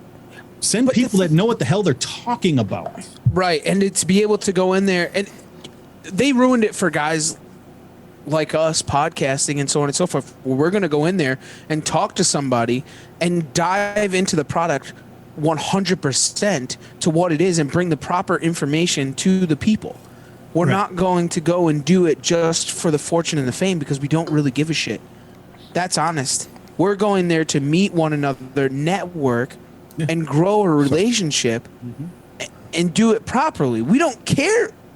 Listen, we've already had the conversation about money. We don't care about doing it for money. If we did it for money, we wouldn't be podcasting. We'd be an influencer. My favorite thing about going to a show, when we go to shows, is to go in and go, here's a new mom and pop shop. This guy's trying to launch this stuff, and it is a great product that's going to make sense and is effective and makes, life easier. Let's talk about that. I don't care what Vortex is doing. I don't care what Shimano's doing. Let's talk about something that's new that fixes a problem. Yeah. That's my Yukon Outfitters. Yes. Or at least Rick Young. At least something I would use. Right. And that's saying is we'll walk around these shows for the first day and not even talk to anyone. We'll just observe. Yep. Tell me about this. What does it do? Show me. I want to see your demonstration. When they're done, hey, can we come back tomorrow and talk to you and film some of this and show this because we believe this is something that fixes a problem for the everyday person. Yep. Those are the people we'll talk to. I don't care to go and talk to big name everybody because, hey, get on YouTube, get on TV, get on anything and you can see their shit. Whoop-de-doo. Well, I have at the end of October, this will be the third one. It's a virtual ice fishing show that I put on Smackdown. Which I think is amazing. Smackdown Outdoors Facebook page, on the YouTube channel. We're live basically for 3 days. There's 7 4-hour blocks of time. So we go live 7 different times, twice Friday, 3 times Saturday, twice on Sunday. And we started it in 2020 because of the pandemic. The ice fishing show here in St. Paul was canceled. And myself and 2 other podcasters, we were like, well, we were going to go and have a booth, teach people about podcasting, get subscribers, interview people, set up dates for interviews, all that shit. Canceled. Long story short, we had a month to go. And we're just like, well, what are we going to do? Well, I already was live streaming with guests virtually.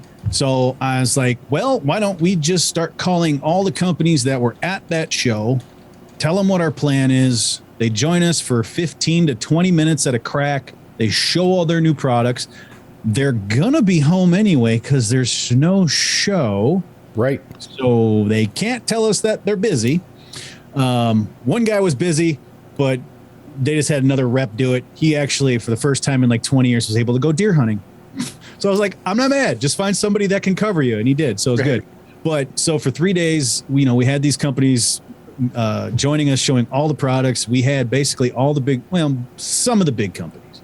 We had Clam, we had Northland Tackle, we had Freybill, we had Eskimo and all those guys. But I also had a lot of little mom and pops, because that's what I really wanted, was mostly the small companies that were really affected by the pandemic and not being able to go to these shows, because these shows are their money makers. You know, they're spending $2,000, $3,000, $4,000 on a booth sometimes, depending on where you're located in the building. And, you know, they've got to do 10,000 or whatever it is, you know, throughout the weekend. It's the biggest ice fishing show that there is.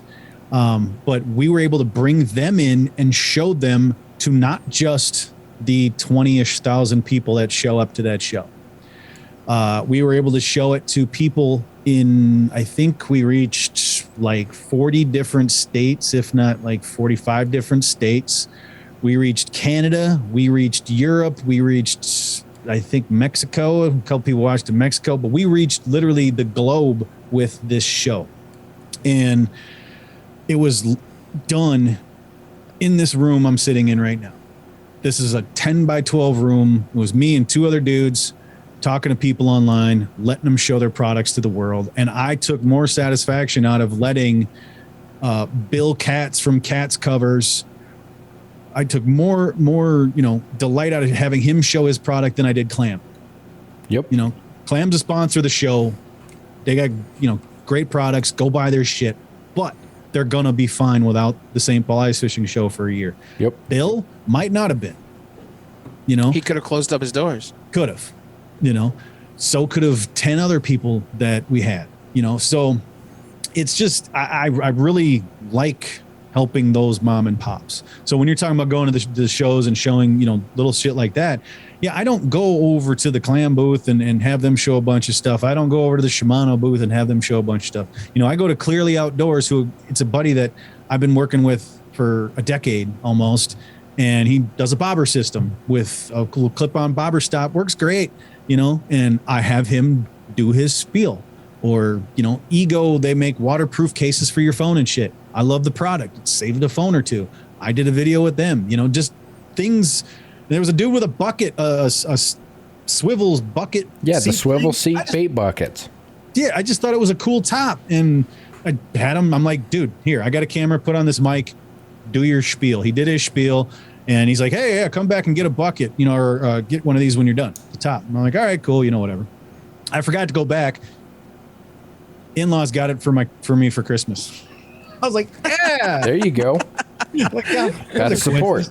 And they got their money out of it. Yep. Yeah, which exactly. is great. Yeah. But no, it's, you know, for me, I'm always, What it is. you know, I had a thing for a little bit on the YouTube channel. It was Small Business Saturday. I think I did 4 or 5 episodes, and it was weird because like I was trying to find people that wanted to do it. You know, we just pre-recorded and I dropped them on Saturday, but they didn't want to do it. Like I ran out of people that wanted to do it. Everybody else was like, yeah, I don't know. And I'm like, all right, well, whatever. Well, and that's one thing with like the mom and pop side of it, though, is they don't understand how today's market works. They don't understand the influence of social media, the importance of YouTube. Because what's the first thing someone's going to do when they want to look at a product to go buy? They get on YouTube and look at reviews. Yep. Mm-hmm. So if you don't have a review on there and they type in, hey, I want to see what's a quick solution for drop shotting. Yeah.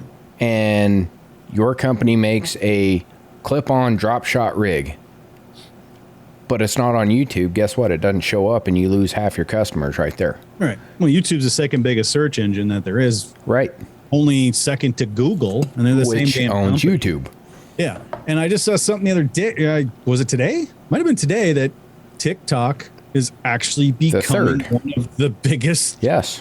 TikTok is the engines. third search engine in the frickin' world. That's scary. Why do you think you see the trend that TikTok made me buy it? Right. Because more shit is promoted on TikTok than any other platform. Or what's the other one? I learned TikTok taught me, or I learned from TikTok hashtag, whatever the heck that is. Mm-hmm. But yeah, I don't know. Yeah. I mean, but going back to iCast, can we just stop with the iCast thing? I don't think you're going to see it stop. No. I think that is the current direction, both in the fishing and the hunting industry, is, look, we changed the color. It's a new product.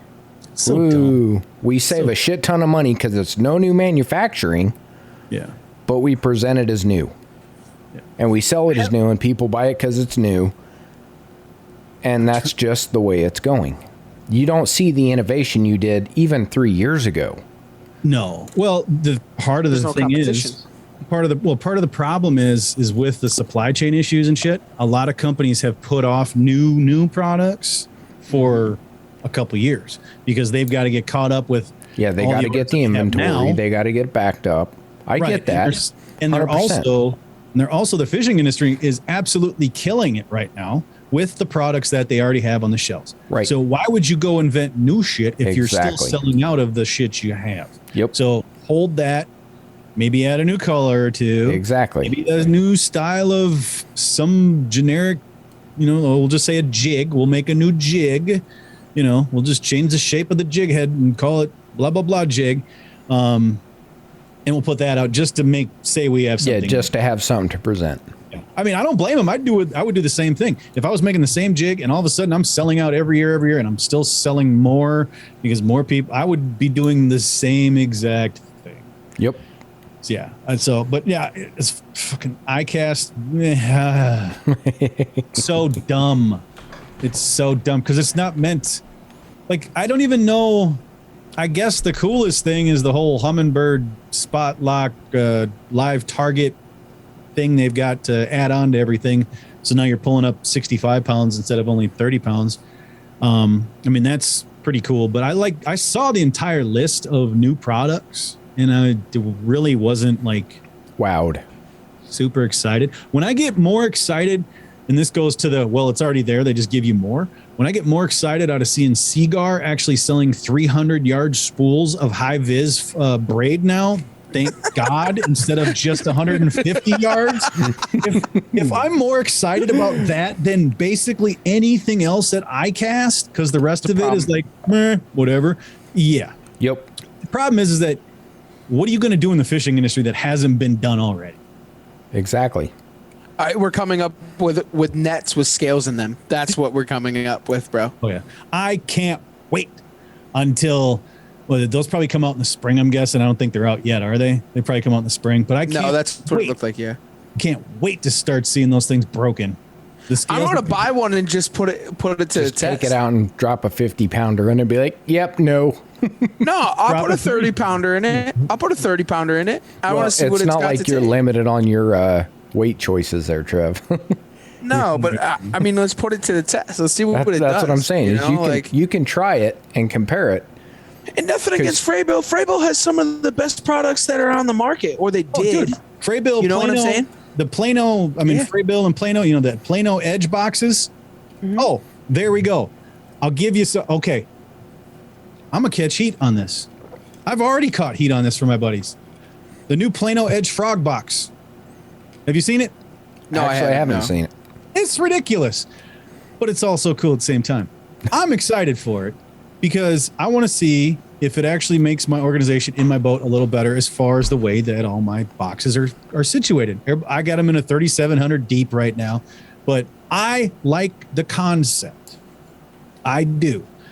I got a buddy that said, I wonder if they're going to make a smaller one because it holds like 60 frogs or 50 frogs. And he's like, who carries that many? And I'm like, well, I kind of do. Between 2 different sizes, 2 different colors, times like 4 or 5 of each. Plus you've got popping frogs and blah, blah, blah, blah, blah. But I kind of like that. But I don't know. I'm just that Freybill freaking net. You have a sensitive piece of equipment. It's a measuring device, and you're going to take that thing and throw it around in your boat. Okay. No. Well, it's like Lindy. Lindy was one of those companies that constantly came out with great innovative stuff. Yeah. And I don't know if they still do because I haven't heard or seen anything come from them, but they would have, like bite-proof gloves, and they would have wind-on rig containers, and they would always constantly come out with something great in the industry. Yeah, well, right now I haven't heard anything from them. They're basically on the whole line of, because I know one of the guys there, and they're basically down the path of we're just kind of letting everything settle out before we continue on. We'll just sell what we got because we're selling it like crazy. Doesn't really matter. So we'll just hold off. And like I said, a lot of companies are doing that. This last St. Paul Ice Fishing Show and even my virtual show wasn't that innovative because nobody could get anything. I mean, this That's very last show, true. the second show, this last show we did, it was like, okay, do you guys actually have product to show us? Like, can you actually come on and show us or what? There's It nothing was a new, struggle. right? It was a struggle. So we're just hoping that this year people actually have new products to show us because they've held off, and now they're like, all right, back to normal. Let's continue on. So Which is kind of a blessing, honestly, because to be honest, like so many other people, new people are getting into fishing, at Yeah. minimum fishing, if not hunting. You know, they're starting to turn to that sport where they throughout all of this, and it's been a plus to the outdoor world because these guys are getting into it. And these companies that were not doing so hot are now doing so much better because these guys are getting into fishing. We were probably here in Connecticut, probably the highest fishing license sales than we've ever had in history. More people are getting out the products. You in the middle of COVID, you could go to any sportsman shop around, and there's a ton of them. And literally, you could not find anything. Not a fishing rod, not line, not nothing. Which is great. That's huge. That's absolutely huge. It's one of the best things for us. 100%. It wasn't great because I needed 30-pound braid and I couldn't find 30-pound braid. I had to buy 50-pound braid because it was literally the only single box of 50-pound, and it was Power Pro, which is fine. Typically, Yep. I was using that. That was it. It was like that or some cheap shit, and I'm like, nah, I'm not trusting that. Just go with this. Yeah. But yeah, it was crazy. Everything was sold out. I mean, that Vados I was talking about earlier, ghost town on the walls. It was nuts. They couldn't get anything, and the stuff they had, they were selling. I mean, it was gone. So it's incredible because more people were spending their time outside. Yeah, COVID was the best thing that could have happened to fishing. And hunting. It really was. Yeah. Yeah, It was hunting a numbers- horrible 2 years of hunting strictly Yeah. for the fact that everybody was out. Right. Yeah. But more people were getting license sales were up, both fishing and hunting. There's more people getting involved. First time gun buyers was huge. I mean, there were so many great things that came out of it because there was, everybody. One of the things that I say this all the time is a lot of people, what would they say? Like, I wish I had more time to spend with my kids. Wish I had more time to go fishing. I wish I had more time to go. You had 2 years, hunting. and now all you want to do is get out. God forsaken, I hope that they did what they said that they were gonna do. I hope that they did. You were given the time and nothing but time to be able to do what you wanted to do for so many years. I hope you did it. I really do, because you were given it. There were multiple times during the pandemic on my show that I told people, I go, look, and especially towards the later, when it got to about the 18-month mark, I started going, look, you've had 18 months. And this was just kind of, I don't even know how it would come up in conversation, right? But I'm like, if you have ever wanted to, I think it was typically talking about podcasting, right? Because whatever. Right. But I go, you've had the last 18 months to start something. I don't care if it's a podcast. I don't care if it's a bait making thing. I don't care if it's a quilt making company. It doesn't matter what it is. Whatever you have always wanted to do during the last 18 months, now it's going on however many years. Some people still whatever. But at that time, like, you had 18 months to at the very least, lay down the groundwork. Research how to do it. Research how to promote it. Research how to do this and do that and make things and this. And you had 18 months to do it. Have you started yet? And not that I was getting responses because, it's just me rambling on, but it was so true. It's like all these people that bitch. I hate my job. I hate my life. Why can't I do this? I don't have time. Bitch, they forced you to be at home. Right. The one thing you have wished for since high school. Right. I just want to sit at home. Yeah. Like, you had to stay home. They wouldn't let you go places. You couldn't go see a movie. You couldn't do this. You could go fishing or whatever, but not everybody's a fisherman. But it's like you had 18 months to start something. I'm just curious to how many people actually did. Is that why we're in a worker shortage? Because people actually did start these businesses and now they're successful? I don't know. And that could be. And I hope so. Yeah. Me Fuck too. yeah.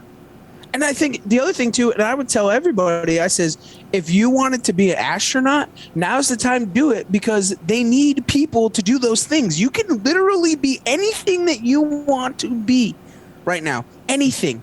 You can go to school and be anything that you want to be. You don't even have to go to school. You gotta go to school. They're hiring anybody. 95% of the current world doesn't need school to do what they need to do. Well, because they've also realized that Exactly. you don't need a college diploma, that you can literally train or your you can do experiences everything, can do anything right now without school. I mean, look at And I us. don't- Like I graduated high school.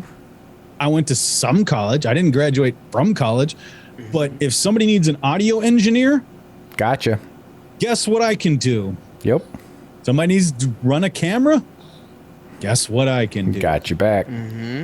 I hear you. You can literally do anything Well, you and this- want. And this That's- is because I decided to start a fucking podcast Exactly. because I was bored one day and said, well, fuck it. If Joe Rogan can do it, I can do it. He doesn't even do anything but talk. He's got Jamie doing everything in the back. So guess what I'm going to do? I'm going to be both of them. Yep. I'm young Rogan. Young Rogan, damn it. Yep. I love it. Yeah, and But yeah. that's really the nail on the head right there. Is all you got to do is realize your potential and go do it. I think a lot of people just, even when they were sitting around doing a whole lot of nothing, they're scared because of failure. Oh yeah, 100%. That's why most people don't start things, whatever it is, because they're going to fail. Comfort zone. Exactly. You're not. If you're in your comfort zone, you're never moving forward. Yeah. Yeah. What does Sean say? You want to be a sheep or you want to be a wolf? Yeah. Well, they're afraid they're going to fail right out the bat, and then they've also got, and this is the weirdest one of all, but I get it, and you see a lot of it on TikTok for like the different bait makers and people that make stuff. All of a sudden they've blown up, right? So they're afraid that, okay, what happens when I get big enough to quit my job? They're afraid, once again, comfort zone of I've reached a point to I either have to do this full time, quit my job and do this full time, or quit doing this. Because they've reached that point to where they don't have enough time to do both. So they've got to figure out what they cut out. I got a buddy that has a company and it happened to him. He got way too big. And what he did is he finally just pulled everything off of, he stopped doing sponsorships, stopped doing this, stopped doing that. And he's literally just making them and putting them on Amazon. That's it. And he's still got his normal full-time job. But for a while, he actually took a good break, like a couple months break, because he just I need to figure out what I'm going to do. And a lot of people are way too afraid of that moment in time to where they've all of a sudden become successful at this thing that they really love doing, but the comfort of having a job with benefits and health insurance and blah, blah, blah, blah, blah, blah, guaranteed money as long as they show up every day. Well, what happens if all of a sudden I stop selling this product and people stop, buying this product? Then I'm screwed because I no longer have my job that I'm comfortable with. Shit. Well, I got to keep doing my job that I'm comfortable with. Yep. So when I had decided to go full-time outdoors, and literally one of my business mentors at the time was literally like, listen, Trevor, if you don't do this at this point in time, you're never going to succeed at it. You have to literally do it now. Like, now is the time. Yep. He said to me, he says, listen, he goes, your whole entire life you grew up eating ramen and hot dogs. Okay. This is what you grew up eating. What does it really hurt to go and eat Flamin' Young for a little bit of time? What's the worst thing that's going to happen? You're going to go back to eating ramen and hot dogs?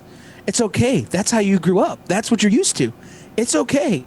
So go and eat your Flamin' Young and mashed potatoes and whatever you're going to eat and enjoy it. And then what's the worst thing that happens? You go back to eating shit. You've been doing that your whole life anyways. So you might as well throw it out there and do it, right? And it was obviously just a metaphor, but it's so true.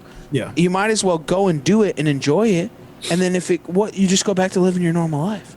It's not that hard. I'm going to go a little bit of Gary Vee on it. Anybody who's under the age of 30, if you're not doing what you love right now, at least on the side, and trying to get that hustle down, what are you doing with your life? You're young. You've got plenty of fucking time to mess up completely and utterly fail. 100% fail. Yep. You've got time. And that Nothing's going to that's happen. perfect. And I'm a big proponent. I've said it for Hell, a even long if you're time. under 40 at this point, Yeah. Well, living longer, we're looking better. I mean, look at me at 40. yeah. I feel Bad you. example. You dye that beard? I was just going to say is, yeah, Shut you. the best way to get to where you want to be is to fail. You got to fail fast and fail hard, because every time you fail, you learn. I'm not afraid of failure. I'm afraid of not trying. Exactly. That is my all-time favorite quote by Michael Jordan. Failure and time are the two biggest and greatest teachers there are. Yep. Yep. That leads into a great question. All right. What's that? Doug, I want to know what drives you outdoors, my friend. What drives me outdoors? Ford F-250. It's a 2011. He's that fucking He's that guy. That guy. That guy. That guy. I knew he was that guy. I could have told you that from the beginning what guy he was. No, just kidding. No, for me, and this is, I hate saying this. I hate saying it because it's cliche as shit, right? But it is the experiences. 100% the experiences. It's when I was 7, my first walleye was 8.5 pounder. I mean, for fuck's sake, that's a giant fish. Yeah, It's you got spoiled. a giant fish. For me, it's my first deer hunting trip. I have a lot of firsts, which is weird. First time, going to catch walleyes. I catch my, a giant fish at 7 years old. First time deer hunting, I shoot a deer. First time waterfowl hunting, we fucking destroyed them.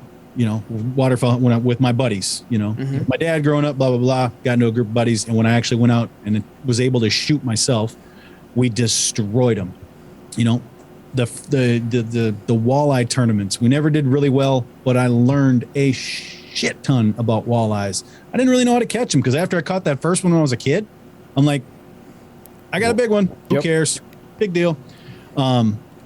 Fishing bass leaks. First year I fished it by myself to find out how good I was. I found out I'm not that bad. Like, I'm okay. I'm not great, but I'm okay. Second year, me and another guy in the league that we hooked up, we took first place team of the year, cashed 3 checks out of 5 derbs, things like that. Just going out and doing trips with friends, so for me, it's about the experiences 110%, it's the most cliche thing of all time. And I think a lot of the people that say it don't mean it because it's an easy answer. Oh, I do it for the experiences. No, you do it so you can go out and you can take a picture with a fish and put it on Instagram and brag to all your friends that you caught a fish. But, it was a 6-pound smallie, but the guide was the one taking the picture and he told you where to cast and blah, blah, blah, blah, blah. Amen. It's you're right. It's the experiences for me and meeting people. I mean, here's the thing. If it wasn't for that guy's birthday party, I would have not gone deer hunting. I wouldn't have bought a camera. I wouldn't have tried the YouTube, continue to hunt, continue to do this, get back into fishing, tried the TV thing, blah, blah, blah, blah, blah, get into the podcasting game. I wouldn't be right here sitting in this room full of probably $10,000 of equipment surrounding me, talking to you guys right now. Well said. It's what leads you to the path of your life. Yeah. It really does. Like And I it- said and it's earlier. that- Yeah. I mean, I'm in Failure. the bathroom. I'm in the bathroom at the St. Paul Ice Fishing Show before COVID. Before COVID, this was 2019, and I'm sitting there taking a leak, dick in my hand. Somebody yells out, "Smackdown Outdoors podcast." What? Like, really? I mean, I would have never had that weird experience if it wasn't for a guy's birthday party. Yeah. I mean, That, I might have fished. I might maybe there was probably a 10% chance I would have gotten into some hunting, but I probably would have been a half-ass fisherman fishing from the bank. But now I've got a nice boat in the driveway. I go out whenever I want. I fish a tournament here and there. I BS with people, over the internet about fishing and hunting and outdoors and fucking peanut butter and jelly sandwiches if that comes up. It doesn't matter. Yep. And it's led you to what you have today. That's exactly it. Yeah. I mean, I'm known as the podcast guy more than I am a freaking tournament fisherman guy or a hunter. I mean, I'm known as the podcast guy. Yep. So. And it's not a bad thing, those weird, strange little things looking back. You're like, I see how this lined up. But in the moment, you would have never figured something so simple, so trivial would have led you to this. Right. Yeah. I mean, when I got the camera, literally it was just to put it on YouTube. And if somebody learned something, it wasn't about the views. It wasn't about subscribers. I don't even know if I even knew people made money off of YouTube when I first started doing that. Right. I had no idea. Didn't care. You were just doing it for the fun. Doing it for the fun. And I still do it for the fun. Do I want 1,000 subscribers? Yes. So please, everybody head over to the Smackdown Outdoors, YouTube channel and give it a subscribe. You don't do it for the gram? Well, you can subscribe on Instagram too. I'm just kidding. I'm just kidding. Well, while we're at it, why don't you just I'm horrible at Instagram. I forget I have Instagram. That's how much I post on Instagram. Like, I'm like, oh, that's right. I haven't posted anything in a while. Like, I'll go a week, maybe more than that, without posting Instagram. Well, since you that's don't the use sometimers that, and you have 40. Since you don't use that all the time, where are the main places they can find you? Well, I'm on Facebook, just Smackdown Outdoors, Instagram, Smackdown Outdoors, TikTok, Smackdown Outdoors, except I don't really do a lot of stuff on TikTok that's Smackdown Outdoors related. I just stitch and do dumb shit, whatever. You just TikTok. You're just a TikToker at that point. Everyday things. But yeah, basically YouTube, the Facebook channel, our Facebook page, YouTube channel. I've got a Twitter, which I don't do anything on. But yeah, so I need to start doing more. The company I work with, Vapor Trail Archery, they make strings and bow rests, and also they own Stokerized stabilizers now. They just opened up a brand new factory pro shop. So where they make the strings now and the rests and the stabilizers, they've got an archery shop where you can buy from bows to cases and everything in between. They got a range. They got one of those techno hunts, which is really cool. Yep. Oh, yeah. But they just opened up. Darts. They just opened that up. They had a grand opening Saturday. So what I'm going to do is I've missed archery and shooting a lot because the places that I shot, they all shut down because they're just poorly ran. So I didn't have anywhere really close to me that I liked. There's one other place close to me, and I don't really like that place. So now that they opened up not too far away, what I'm actually going to do is on the YouTube, I'm going to start doing a couple different things with them. One is going to be kind of a vlog, I guess. I don't know, or just a series of me basically picking archery back up and getting back into it. We're going to go through my bow, make sure everything's how it's supposed to be, make sure all the equipment's good to go, probably throw some new strings on there, practicing, maybe shooting some leagues or, whatever, just kind of go through that and get me back, just kind of show that, I used to do something a lot, like 5 to 7 days a week. I used to shoot archery, and then I just kind of fell out of it. And then, I'm kind of going to show coming back into it and whatnot. And then hopefully, teach some people along the way with another series we're going to do with the guys actually there. So we're going to teach you how to do a little bit of everything archery. So outstanding. Awesome. Well, we certainly look forward to it. And Doug, again, we can't thank you enough for joining us. It's been a hell of a conversation. We kind of went down some real life rabbit holes and talked about the realities of what it is we do, because we don't touch on that. I even told Trev, I said, it's real conversation. It's something we don't usually cover, and it's different for the show, but I think it's a really good perspective for the listeners to hear kind of the inside world that we deal with. Yeah. So, and our beliefs. Yeah. I mean, we might lose subscribers for this, but hey, I don't care. It's truth. Yeah. I mean, a lot of people just need to hear it. Like I said, if there's anything you've ever wanted to do in life, if you wanted to start quilting, then start quilting. I always kind of bring out that example because it's something that, nobody really thinks of, and it's kind of odd. But if you've ever wanted to start quilting. You never know what happens. I mean, It's so many people are afraid to start because they think they're going to fail. Well, yeah, no shit, you're going to fail. 100%. It's going to happen at some point, but it's how do you recover from that? You just keep going through it. And at some point, as long as you just outlast everybody, it's all that matters. Just keep doing it. Outstanding, guys. Well, I'm not going to go any deeper. That pretty well sums it up. So we just want to sit back and thank you guys for taking the ride right here on the Outdoor Drive.